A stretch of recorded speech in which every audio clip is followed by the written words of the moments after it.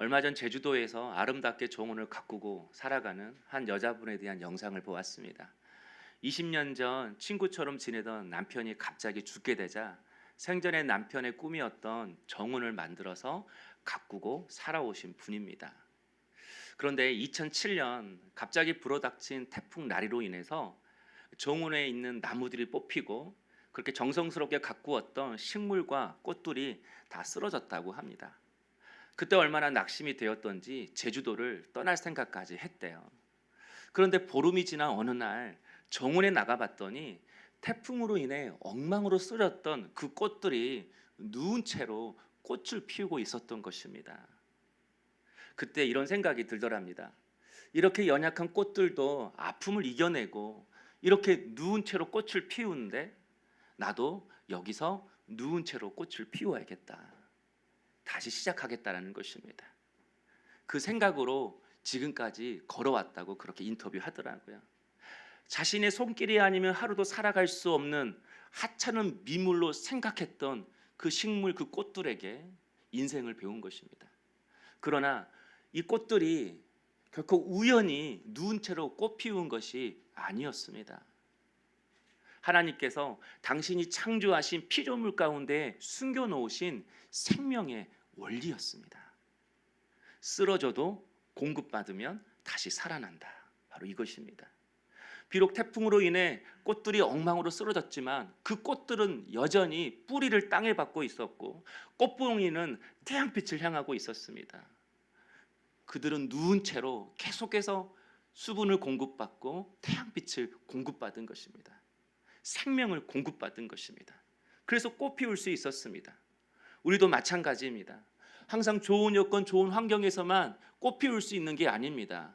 열매 맺을 수 있는 게 아닙니다. 우리도 누운 채로 꽃 피울 수 있습니다. 어떻게 그럴 수 있죠? 우리도 공급받으면 되는 것입니다. 우리를 창조하신 하나님께 생명을 공급받고 능력을 공급받고 지혜를 공급받고 믿음을 공급받고 담대함을 공급받고 용기를 공급받으면 다시 일어설 수 있습니다. 누운 채로 꽃 피울 수 있습니다. 그런데 어떻게 내가 공급받는가? 기도해야 합니다. 여러분의 부모가 아니라 여러분의 아내가 아니라 내 자신이 직접 기도해야 받을 수 있는 것입니다. 그래서 예수님이 7절에 구하라 그리하면 너희에게 주실 것이요 찾으라 그리하면 찾아낼 것이요 문을 두드리라 그리하면 너희에게 열릴 것이니 예수님께서 구하고 찾고 두드리라 이렇게 말씀하셨습니다. 이스라엘 사람들이 자주 쓰는 문학적 표현 중에 한 가지 의미를 강조하기 위해서 세 가지의 단어를 연속으로 쓰는 표현 방법이 있습니다. 이것을 삼중법이라 하는데 구하라, 찾으라, 두드리라 각각 단어이지만 결국 한 가지 의미를 강조합니다. 바로 기도입니다. 기도가 우리의 삶에 있어서 중요하다라는 것입니다. 그런데 구하라, 찾으라, 두드리라 이 단어를 보면 구하라보다 찾으라가 좀 더 적극적입니다. 찾으라보다 두드리라가 조금 더 적극적입니다. 그러니까 이 말씀은 그냥 기도하라 그런 뜻이 아니라 간절히 기도해라, 끈질기게 기도해라 그런 의미가 담겨져 있는 것입니다. 다시 말하면 여러분 찾는 것은 무엇으로 하죠? 구하는 것은 무엇으로 하죠? 입으로 합니다. 찾는 것은 무엇으로 하죠? 눈으로 찾습니다. 발로 찾습니다. 두드리는 것은 무엇으로 하죠? 손으로 합니다. 기도는 이렇게 온몸으로 하는 것입니다. 기도는 때로는 생각이기도 하고 대화이기도 하고 깊은 묵상이기도 하지만 여러분 누운 채로 꽃 피우기 위해서는 몸으로 기도하셔야 합니다. 몸부림치며 기도하셔야 합니다. 간절히 끈질기게 열망을 가지고 기도하셔야 한다는 것입니다. 제가 2주 동안 설교가 쓰여지지 않아서 정말 힘들었습니다. 설교를 쓸 때면 그 본문과 연결이 되는 다른 성경 말씀도 떠오르고 또 이런 생각 저런 생각도 나고 읽었던 책 속의 내용이 생각도 나고 전에 들었던 설교 들었던 강의의 내용도 이렇게 떠오릅니다. 그러면 굿을 꿰매이듯이 그 떠오르는 생각들을 기도하면서 하나씩 하나씩 논리대로 정리를 합니다. 그러면 설교가 부족하지만 이렇게 완성이 됩니다. 그런데 요즘 또 나름대로 책도 많이 읽고 성경도 읽고 그러는데 설교만 쓰려고 하면 머리가 백지가 되는 겁니다. 말씀도 안 떠오르고 읽었던 책 내용도 생각이 안 나고 책을 읽어도 무슨 책을 읽었는지 떠들어봐야 그 내용을 알 수 있고 도대체 무엇을 써야 될지 도무지 모르겠는 것입니다. 그래도 어쨌든 저번 주 설교는 썼습니다. 그리고 고통 중에 설교를 썼습니다. 그래서 이번 주는 안 되겠다 싶어서 월요일부터 일찍 주일 설교를 준비했습니다. 강해 설교니까 이미 본문은 정해졌잖아요. 구하라, 찾으라, 두드려, 기도잖아요. 그러니까 기도에 관련된 그런 책들을 좀 찾아서 읽고 기도에 관련된 성경 구절을 또 찾고 그리고 기도에 관련된 명언들을 또 이렇게 다 모아놨습니다. 또 제가 수없이 기도에 대해서 설교했고 기도에 관한 책도 읽었습니다. 그런데 여전히 그렇게 다 준비를 해놨어도 설교가 전혀 쓰여지지 않는 거예요. 무엇을 써야 될지 기도 끝 그걸로 끝나는 거예요. 여러분은 설교 몇 편 못 쓰는 것 같고 뭐 그리 걱정인가 그렇게 말씀하시겠지만 그것은 오늘 운전을 해야 되는데 아침에 집을 나서는 순간 눈앞이 안 보이는 것과도 마찬가지입니다. 오늘 음식을 준비해서 손님들을 맞이해야 되는데 막상 하려고 보다 보니까 혀에 맛을 잃어서 음식을 준비해야 되는 그런 요리사의 마음과도 같은 것입니다. 물론 기도했습니다. 여러분보다 훨씬 많이 했습니다. 아침에도 하고 오후에도 하고 안 되니까 저녁에도 하고 그래도 소용이 없었습니다. 그래서 제가 금요일 오후에 어떻게 한 줄 아세요? 제 방에 있던 기도의 방석을 가지고 나왔습니다. 그리고 이 의자에 앉지 않았습니다. 강단으로 올라왔습니다. 그리고 아주 겸손히 이렇게 해서 무릎을 꿇었습니다. 아니 무릎을 꿇을 수밖에 없었습니다. 그런 생각이 들더라고요. 하나님이 기어이 무릎을 꿇게 하시는구나. 그렇게 무릎을 꿇고 금요일 오후에도 금요일 밤에도 간절히 기도했습니다. 금요일 밤에 여러분 다 가고 땀이 나도록 기도하고 기도를 마치는데 주님이 그런 마음을 주시더라고요. 너는 이렇게 기도해야 돼. 이게 내가 너에게 원하는 구하고 찾고 두드리는 기도야. 저는 구하고 찾고 두드리는 것이 무엇인지 책상에 앉아서만 그 의미를 알려고 했습니다. 책으로만 그 기도의 의미를 알려고 했습니다. 좋은 기도에 관한 화려한 글들을 내가 모아서 여러분에게 기도는 이런 것이라고 말해주고 싶었습니다. 근데 주님은 내 머리가 아니라 내 입이 아니라 내 몸으로 그 기도가 무엇인지를 가르쳐 주셨습니다. 알고 보니까 하나님께서 내게 맡겨주신 그 영혼을 책임지는 목자로서 내가 얼마나 간절히 기도해야 하는지를 잊고 산 것입니다. 그래서 하나님이 제 지식의 문을 닫은 것인 것. 그리고 무릎 꿇게 하셨습니다. 말씀이 어디서 나오는지, 성도를 살리는 능력이 어디서 나오는지, 내 인생을 살아가는 지혜가 어디서 나오는지, 내 가정을 꾸리고 내 자녀를 세우는 그 지혜가 어디서 나오는지 주님은 머리가 아니라 몸으로 알게 하셨습니다. 그러므로 사랑하는 성도 여러분, 예수님께서 8절에 구하는 이마다 받을 것이요 찾는 이는 찾아낼 것이요 두드리는 이에게는 열릴 것이니라 기도 응답에 대한 약속의 말씀을 주셨습니다. 그러므로 지금 제 지식이 닫혀서 내가 무릎 꿇을 수밖에 없었던 것처럼 여러분의 인생길이 막혔다면 여러분 기도하셔야 합니다. 태풍과 같은 시련이 찾아와서 쓰러졌다면 여러분 기도하셔야 합니다. 여러분이 누군가의 목자라면 기도하셔야 합니다. 그런데 그냥 기도가 아니라 몸으로 기도하셔야 합니다. 얼마 전에 서점에 갔더니 이런 책 제목이 있더라고요. 쓰러진 김에 엎드려 하나님을 만났다. 제목만 좋았습니다. 쓰러진 김에 엎드려서 하나님을 만나라는 것입니다. 쓰러진 것으로 끝나지 말고 실패하지 않으면 좋겠지만 이미 실패했다면 실패한 김에 기도하라는 것입니다. 몸이 아프지 않았으면 좋겠지만 이미 아프다면 아픈 김에 기도하라는 것입니다. 실수하지 않았으면 좋겠지만 이미 실수했다면 넘어졌다면 실수한 김에 넘어진 김에 기도하라는 것입니다. 서 있다가 엎드리는 것은 좀 힘들잖아요. 그런데 쓰러졌는데 엎드리는 것은 훨씬 쉽잖아요. 화려하지 않아도 가슴을 치며 기도할 때에, 하찮은 기도 제목이라 할지라도 거기에 마음을 쏟고 열망을 담아서 기도할 때에 하나님께서 우리 기도에 응답하시는 것입니다. 그러므로 성도 여러분, 지금 쓰러졌다면 쓰러진 김에 기도하십시오. 대신 온몸으로 기도할 수 있는 그 기도의 은혜가 있기를 주님의 이름으로 축복합니다. 그런데 11절 말씀을 보면 예수님께서 이렇게 말씀하셨어요. 너희 아버지께서 구하는 자에게 좋은 것으로 주시지 않겠느냐. 하나님은 우리에게 내가 구하는 것 주시는 분이 아니라 우리에게 좋은 것 주시는 분이라고 말씀하세요. 한마디로 내가 필요한 것, 내가 원하는 것 구하지 말고 좋은 것 구하래요. 주님이 그 말씀하시는 거예요. 그러면 좋은 것이 무엇이죠? 9절 말씀이 우리 함께 한번 읽어볼까요? 찾아서. 무엇이 좋은 거죠? 9절 10절 한번 읽겠습니다. 너희 중에 누가 아들이 떡을 달라고 하는데 돌을 주며 생선을 달라고 하는데 뱀을 줄 사람이 있겠느냐. 네. 여러분, 부모는 언제나 자녀에게 돌 대신 떡을 주고 싶어 합니다. 뱀 대신 생선 주려고 합니다. 자녀의 필요를 가장 잘 알고 그 필요를 부족함 없이 채워주고 싶은 게 부모의 마음입니다. 그런데 예수님이 11절에 이렇게 덧붙이셨어요. 너희가 악한 자라도 좋은 것으로 자식에게 줄 줄 알거든. 여기서 악한 자는 누구일까요?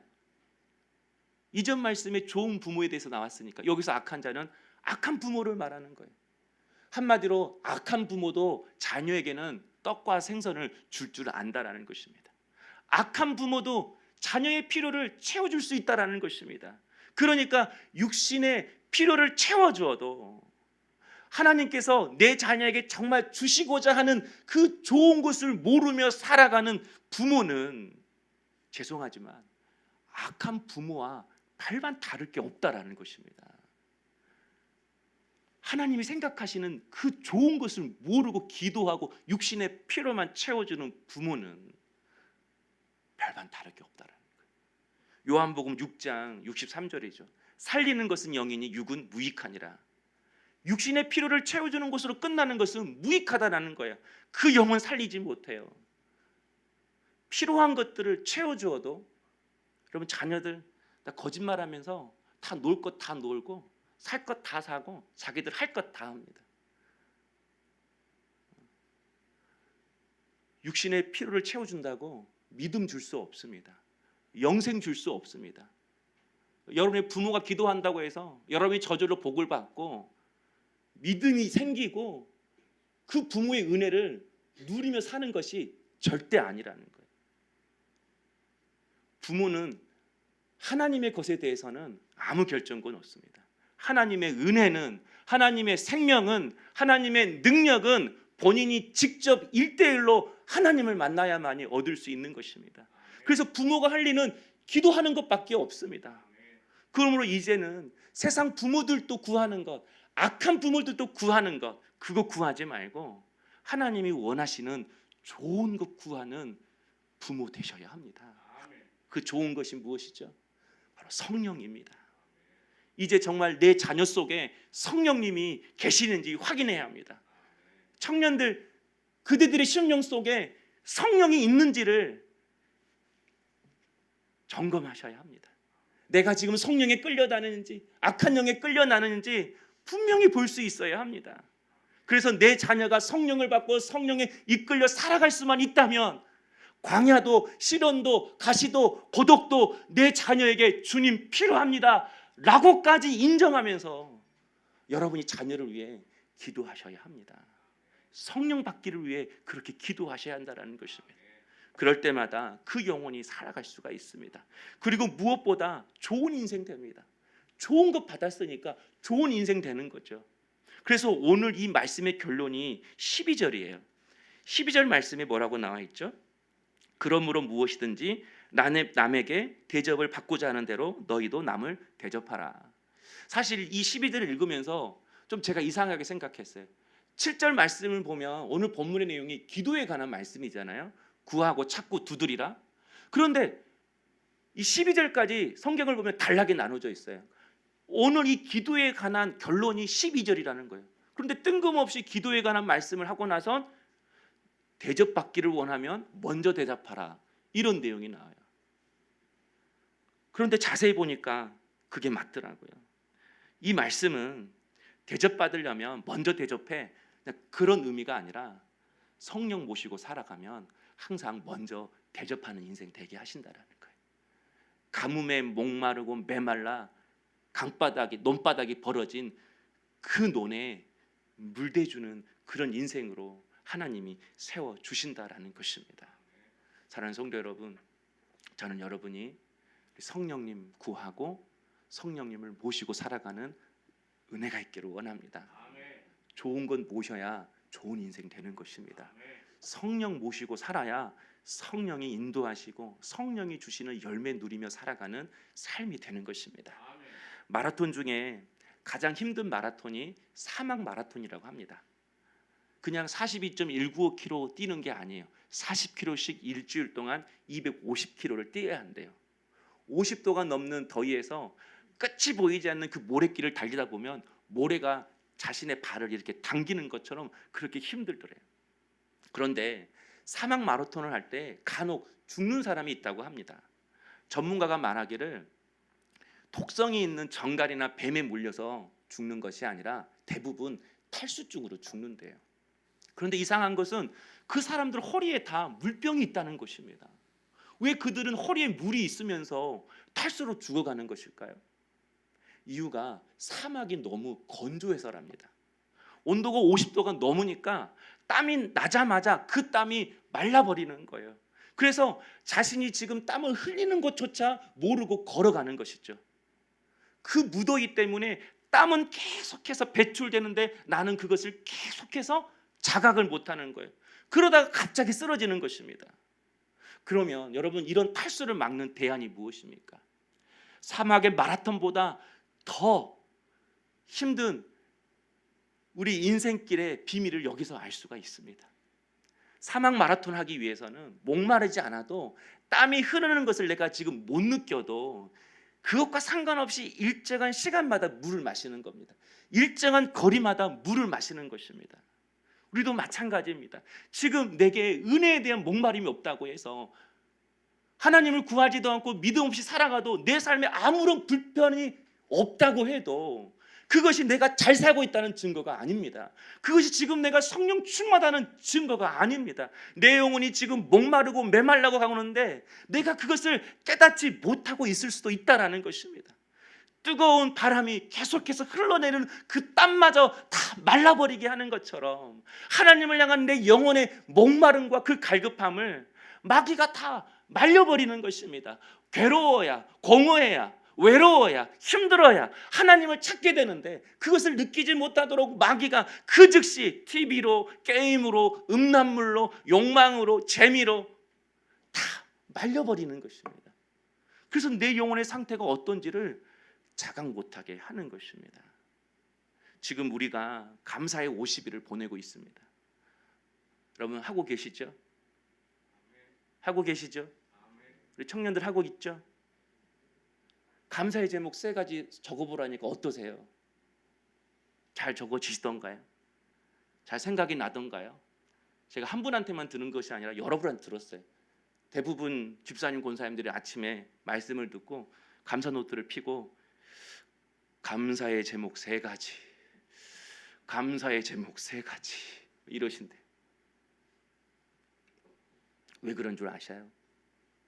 우리의 인생이 사막보다 더 힘든 마라톤인데 이제까지 내가 매일매일 성령의 그 생수를 마시고 살아가지 않았기 때문입니다. 어쩔 때는 일주일에 한 번, 어쩔 때는 2, 3주에 한 번, 어쩔 때는 한두 달에 한 번. 그러고 보면 일주일에 한 번 마시는 것은 양반이네요.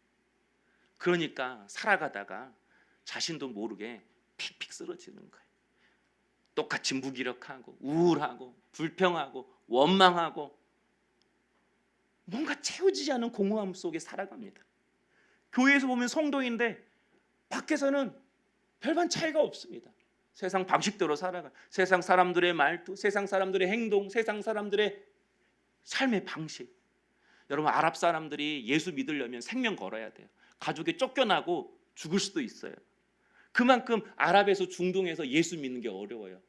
그런데 그 아랍 그리스도인들도 무언가를 결정할 때는 항상 아랍 사람들의 방식으로 결정한다고 그래요. 아프리카 사람들도 결국은 결정할 때는 아프리카 그리스도인이 아니라 아프리카 사람의 방식으로 결정하며 살아간다고 그래요. 그래서 그리스도인에게 매력이 없습니다. 향기가 없습니다. 그래서 우리 믿고 별 도전을 하지 않아요. 그래서 우리 자녀들에게 신앙이 흘러가지가 않아요. 뭐 채워줄까? 그거 그냥 채워주느라고 바쁘는 거죠. 그래서 감사의 50일을 선포하고 하루에 3가지씩 감사하자고 제가 여러분에게 권면하고 있는 것입니다. 왜냐하면 내가 매일매일 성령의 생수를 마시고 살아가는 그 증거가 감사이기 때문입니다. 성령은 우리로 하여금 생각나게 하시는 분이십니다. 성령은 우리로 하여금 진리의 길을 걷게 하시는 분이십니다. 그래서 성령의 은혜를 받으면 제일 먼저 내 안에 일어나는 성령의 현상이 내 삶에 당연한 것이 하나도 없음을 깨닫게 되는 것입니다.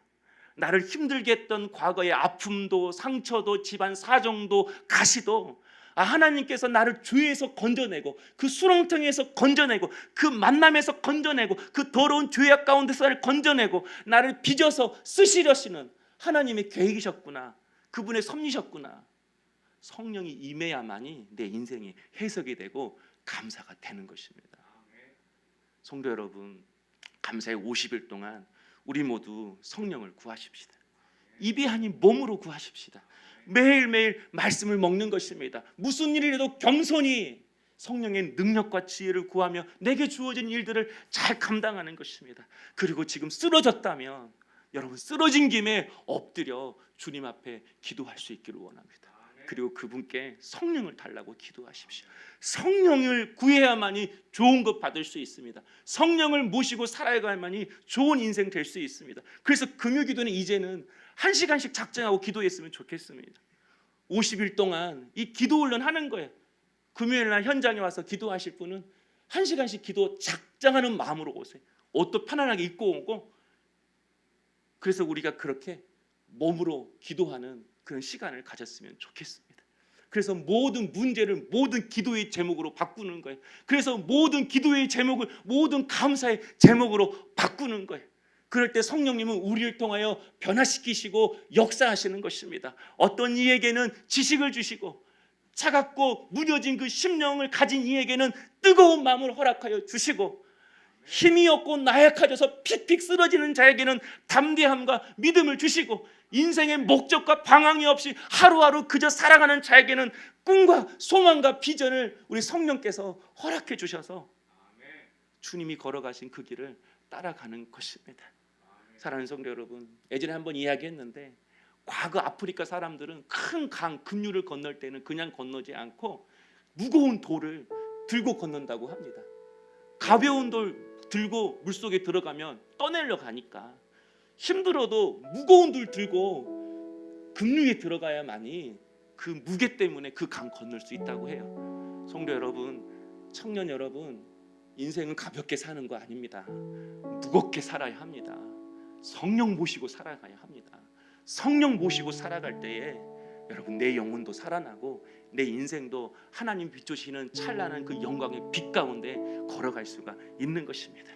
이 50일 동안, 이 감사의 50일 동안 어느 누구보다도 성령을 구하고 성령을 의지함으로 눈채로도 꽃 피울 수 있구나, 그 하나님의 놀라운 역사와 은혜를 경험할 수 있는 우리 성도님 될 수 있기를 주님의 이름으로 축복합니다.